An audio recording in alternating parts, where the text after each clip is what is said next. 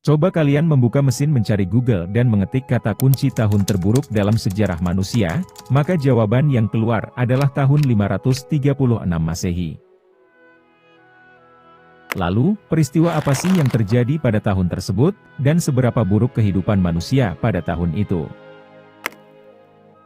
Simak video ini sampai selesai, agar kalian tahu jawabannya.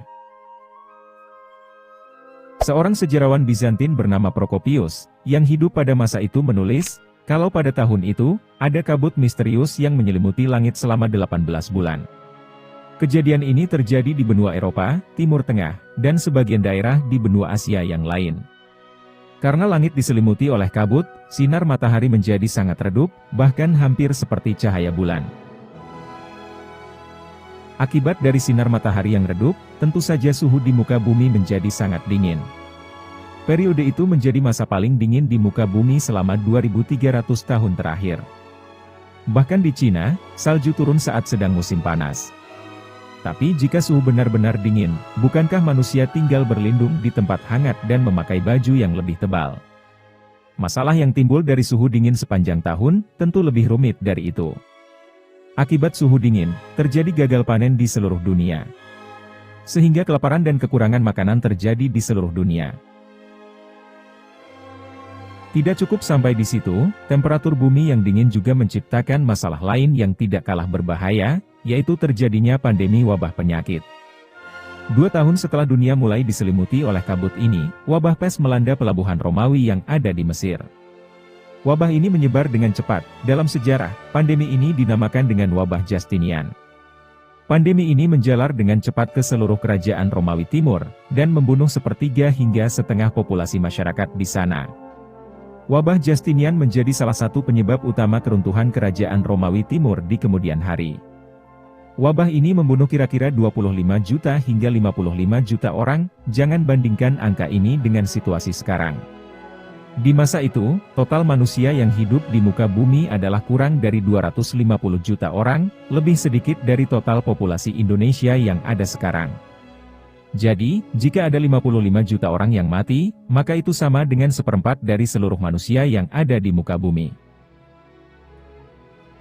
Sekarang coba bayangkan, seperempat penduduk dunia meninggal dalam waktu yang berdekatan, sisanya hidup dalam keadaan kekurangan makanan dan kelaparan.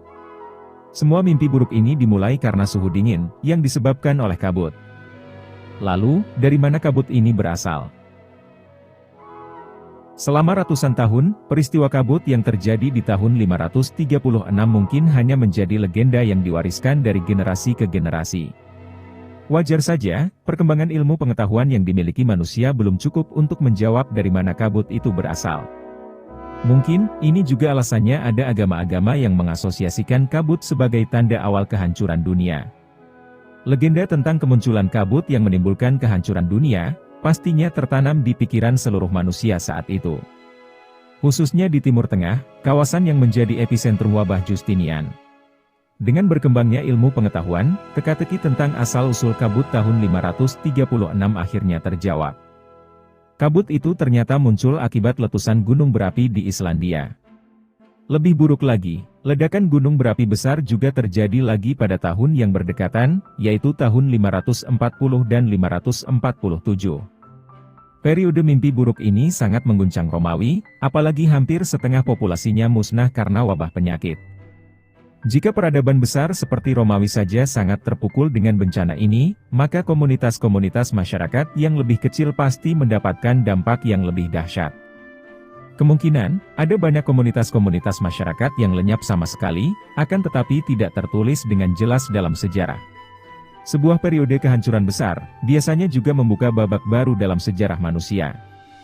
Periode dingin ekstrim, kelaparan, dan wabah penyakit sampar berdampak pada kemunduran Romawi.